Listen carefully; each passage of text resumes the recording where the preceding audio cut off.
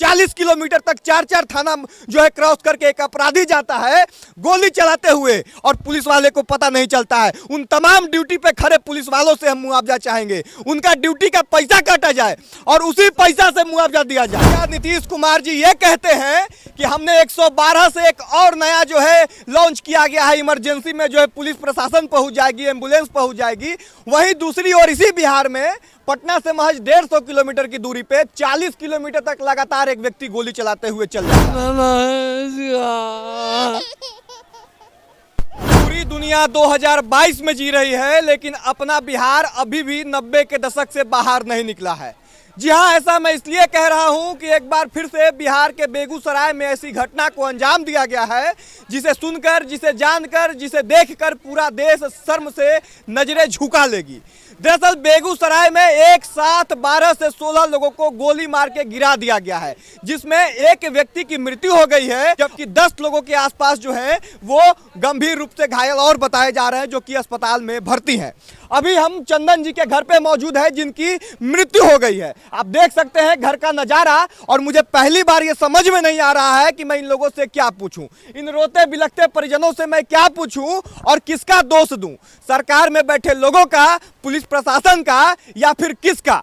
आप समझिएगा कि 40 किलोमीटर की दूरी तक लगातार एक व्यक्ति जाता है मोटरसाइकिल से और लगभग 2 दर्जन गोली चलाता है, यानी 24 गोली चलाता है और 16 लोगों को घायल कर देता है। इस बीच में 4 थाना पड़ता है, चारों थाना में से किसी थाना को सूचना नहीं मिलता है, किसी थाना को यह पता नहीं चलता है कि एक व्यक्ति जा रहा है उसके थाना क्षेत्र में और लोगों को गोली मार रहा है। कुछ लोग यहाँ मौजूद हैं, इनसे बातचीत करेंगे और समझने का प्रयास करेंगे कि आखिर इस पूरे घटनाक्रम में दोषी कौन है। देखिए, इस बच्चे को, इस मासूम बच्चे को यह पता नहीं होगा कि सिस्टम की नाकामी की वजह से, सिस्टम की फेल्यूर की वजह से इसके पिता का साया इतने कम उम्र में इससे उठ गया। नीतीश कुमार जी और प्रशासन में बैठे तमाम बेशर्म अधिकारी ये बताएं कि क्या इस बच्चे का परवरिश आप कीजिएगा, क्या इस बच्चे के पिता को आप वापस ला पाइएगा? इस पूरे परिवार को अब कौन देखेगा? इस बच्चे को कौन देखेगा? इस बच्चे की मां को कौन देखेगा? इस बच्चे की दादी को कौन देखेगा? इस बच्चे के दादाजी को कौन देखेगा? गौर से देखिएगा इस मासूम चेहरों को और याद रखिएगा, अगर ये लोग आपको माफ भी कर दिए ना, तो ऊपर वाले भगवान जो है ना वो सब देख रहे हैं, सब देख रहे हैं कि कैसे सरकार का पैसा खा के भी पुलिस प्रशासन सोई हुई रहती है। सब देख रहे हैं कि कैसे एक थाना से दूसरे थाना तक अपराधी खुलेआम चले जाते हैं गोली चलाते हुए और आप सोए हुए रहते हैं। क्या कैसे देखते हैं इस पूरे घटनाक्रम को? कौन गुनाहगार है ये बताइए आप खुल के कैमरे में। सीएम और डिप्टी सीएम दोनों गलत हैं। इसका सरकार को कैसे गुनाहगार बता? सरकार को भी जब से वो आया है, लालू के साथ हुआ है, तब से जंगल राज यहाँ हो गया है। हाँ, एक से एक मर्डर हो रहा है, बिहार में आतंकी फर गया है। हाँ, ये निर्दोष आदमी को मारने में उसका क्या मतलब है बताइए? सरकार इसमें विफल हो रहा है।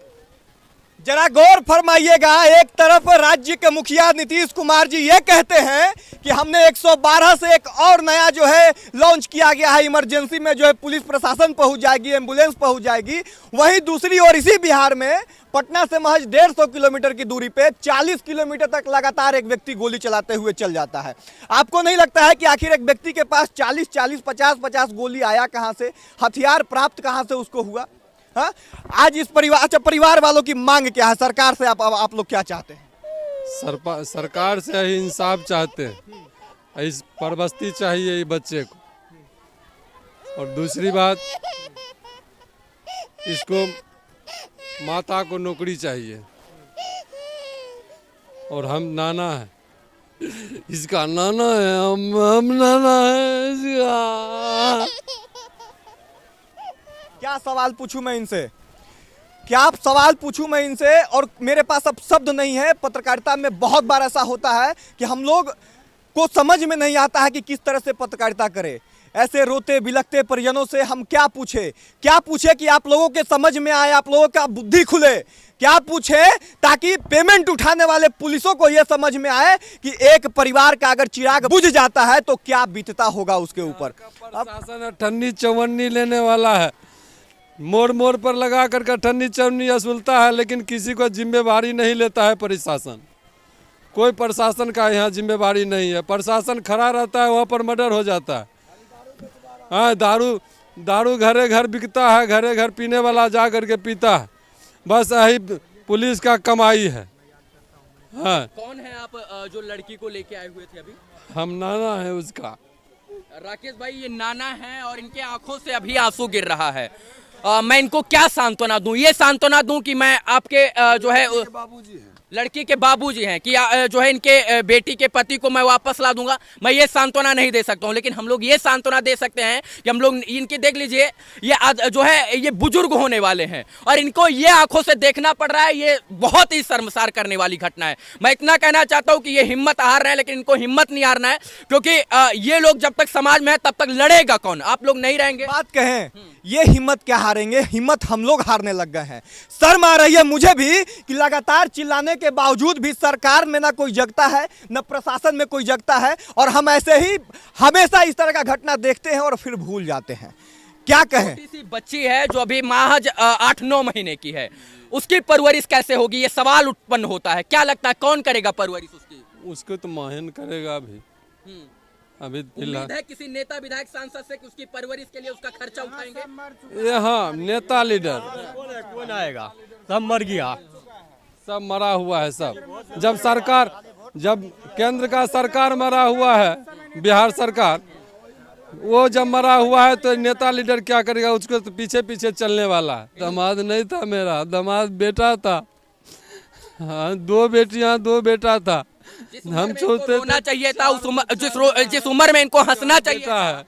4 बेटा है मेरा, बस यही हम सोचते थे। लेकिन आज एक बेटा हम खो दिए हैं, एक बेटा खो दिए हम। कोई हमारा बेटी को आज रोता, आज कहता आज हमको कोई नमक देने वाला नहीं मिलेगा। हाँ। शर्म करो नीतीश कुमार जी, और शर्म करो यहाँ के तमाम पुलिस वाले कि एक जो है पिता आज रो रहा है इस तरह से कि क्या ही कहना है, शब्द हमारे पास नहीं है। और अब इन लोगों के तरफ से और इन तमाम लोगों के तरफ से लालच भेज रहे हैं आप लोगों को और मांग कर रहे हैं कि इन्हें उचित मुआवजा दे। उस बच्ची जो छोटी 8 महीने की बच्ची है, उसकी माँ को कम से कम एक नौकरी दे ताकि उसका अच्छे से परवरिश हो सके। तमाम लोग जो घायल हो चुके हैं उन तक एक जो है अच्छा मुआवजा पहुंचाया जाए ताकि उनका इलाज हो सके। और अंत में ये मुआवजा हम ये नहीं कहेंगे कि सरकारी खजाना से जाए, हम ये मुआवजा सरकारी खजाना से मांग नहीं कर रहे हैं। हम ये मुआवजा मांग कर रहे हैं उन पुलिस निकम्मे जो है, जो उस वक्त ड्यूटी पे मौजूद थे और 40 किलोमीटर तक 4-4 थाना जो है क्रॉस करके एक अपराधी जाता है गोली चलाते हुए और पुलिस वाले को पता नहीं चलता है। उन तमाम ड्यूटी पे खड़े पुलिस वालों से हम मुआवजा चाहेंगे, उनका ड्यूटी का पैसा काटा जाए और उसी पैसा से मुआवजा दिया जाए। सही कह रहे हैं कि नहीं कह रहे हैं? बिल्कुल सही बात है, सही कह रहे हैं? एकदम बिल्कुल सही कह रहे हैं। सरकार के खजाना से मुआवजा नहीं चाहिए। सभी और सबसे बड़ी बात कि बिहार की जो निकम्मी पुलिस है वो दारू का पैसा वसूलने में लगी है, शराब माफिया को पकड़ने में लगी है, शराबियों को ढूंढने में लगी है। बस उसकी नजर में सिर्फ और सिर्फ अपराधी जो है वो उसकी नजर में नहीं आते हैं। उनको घूस लेना आता है, ट्रकों से वसूली करना।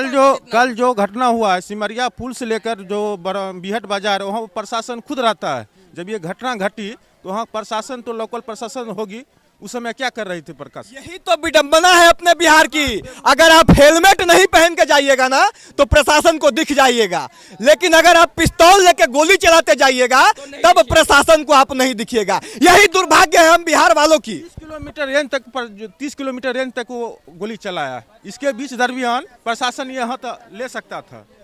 अब अंत में इस वीडियो को खत्म करेंगे इस मांग के साथ कि उस 30 किलोमीटर के अंदर में जितने भी पुलिस अधिकारी जो ड्यूटी पे थे उनका पेमेंट काटा जाए और उसी पेमेंट से इन परिजनों को मुआवजा दिया जाए। बाकी धन्यवाद रहेगा। प्रयास न्यूज पे आप ये वीडियो देख रहे थे, शुक्रिया।